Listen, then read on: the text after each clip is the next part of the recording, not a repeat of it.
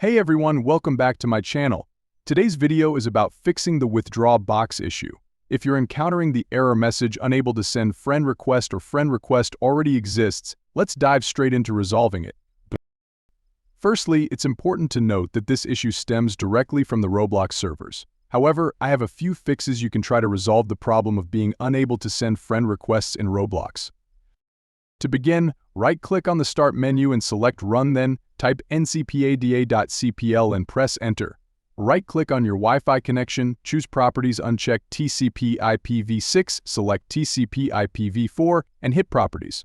Choose Use the following DNS server and enter 8.8.8.8.8 for the preferred DNS server and 8.8.4.4 for the alternate DNS server. Click Oklahoma to save the changes. If this doesn't work, try running CleanGr again. Right-click on the Start menu, select Run, type CleanGr and press Enter.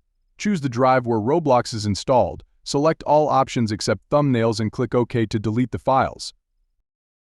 If the issue persists, try deleting the Roblox folder. Open Run, type %localappdata% and press Enter. Copy the path, open CMD as an administrator, navigate to the copied path using CD, and delete the Roblox folder using rmdrs Roblox command. Lastly, if none of these methods work, consider reinstalling Roblox by downloading it again from the web browser. Remember, if none of these solutions work, it may be an issue on Roblox's server end. In that case, patience is key until they resolve it.